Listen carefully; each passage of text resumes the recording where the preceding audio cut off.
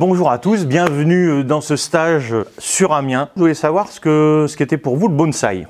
Benjamin, qu'est-ce que c'est pour toi le bonsaï? C'est un loisir, c'est une possibilité de se détendre après le travail, d'aller voir les arbres dans le jardin qui poussent, de faire quelque chose de beau sur plusieurs années, de pouvoir peut-être léguer plus tard, peut-être sur plusieurs générations. D'accord. David?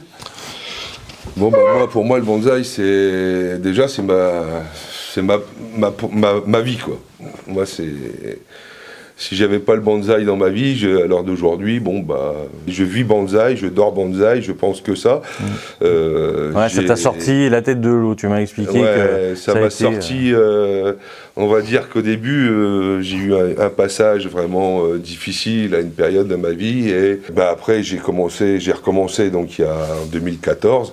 Là où je suis tombé sur tes vidéos, et puis j'ai fait du bonsaï en regardant tes vidéos, quoi.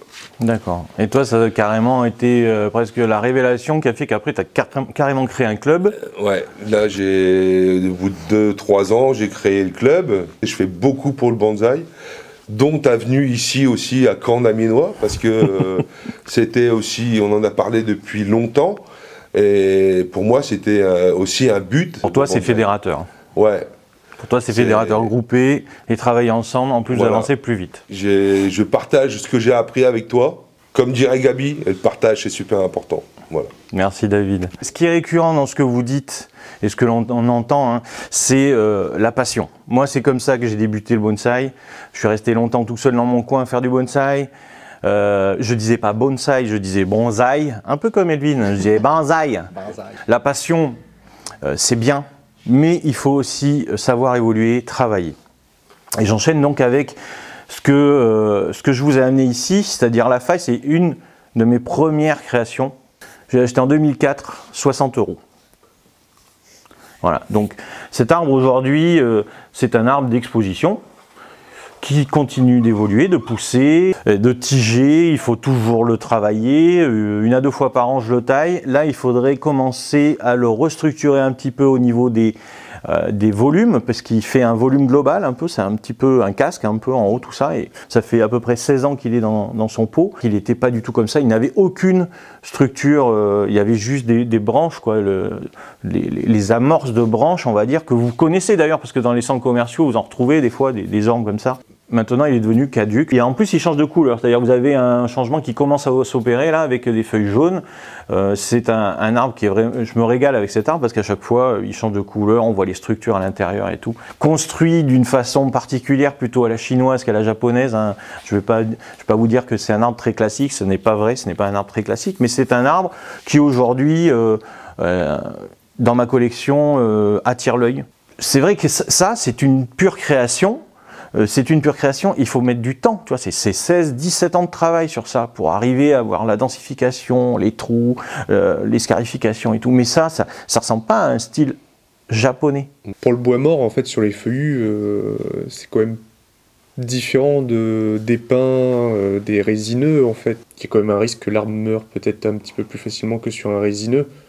Comment tu as entretenu? Est-ce que du coup, parce qu'il n'y a pas de liquinagine, enfin après je suis pas encore très avancé là-dessus, mais au niveau de l'entretien, comment tu as fait pour que ça ne meure pas en fait? Voilà. Alors c'est vrai qu'au début, quand je suis parti là-dedans, je l'ai fait, je suis parti dans l'inconnu, comme je t'ai dit, c'est vrai, c'est-à-dire que j'ai creusé mon arbre et tout. Heureusement que j'ai fait quelque chose par réflexe. Je me dis, mais quand même, c'est bizarre, le bois, il pourrit pas comme on m'avait dit, quoi. Et puis, un jour, on me dit, ouais, mets du liquidagine, je mets du liquidagine, Je me dis, bon, allez, je vais mettre du liquidagine, parce que c'est vrai, quand même, qu'il y a des effets bénéfiques au liquidagine. Et là, ça a blanchi vachement le bois à l'intérieur. Je me suis dit, voilà, ça, c'est pas forcément une super idée, ça. Donc, je l'ai fait une fois, je l'ai plus jamais refait. Si tu veux, l'arbre, il évolue, il s'adapte. Je ne dis pas que c'est l'exemple, je ne dis pas que c'est ce qu'il faut faire, parce que oui, j'ai à un moment donné stressé mon arbre pour arriver à faire ça. Et quand on te dit une chose, il ne faut pas prendre ça comme argent comptant, quoi. On te dit un truc, non mais regarde si ça marche. Moi, on m'a dit plein de choses sur cet arbre. On m'a dit de planter des fougères à l'intérieur quand même. Tu vois, on m'a dit que ça allait pourrir, on m'a dit que ça allait tomber, que mon arbre allait mourir et tout. Bon, il y a beaucoup de gens dans le monde du bonsaï, je m'en suis rendu compte pendant des années, qui racontent plein de choses, qui balancent un savoir qu'ils n'ont pas forcément acquis. Tu vois. Et c'est ce qu'on voit sur les réseaux, c'est le problème des réseaux. À chaque fois, on se retrouve avec des gens qui sont plus passionnés, on va dire, par le réseau social en lui-même, plutôt que par la culture des arbres en pot. J'ai voulu vous amener cet arbre parce que comme ça, vous pouvez vous rendre compte à l'œil nu de la volumétrie, de la taille aussi, parce qu'en photo, souvent, ça réduit ou ça agrandit, enfin bref. Vous pouvez vous approcher. Je vous demande de ne pas toucher le tronc, mais vous pouvez toucher les feuilles si vous voulez, ou le pot, il n'y a pas de problème. Voilà. C'est pas moi. Alors toi, si tu touches le tronc de cet arbre, ça va mal aller.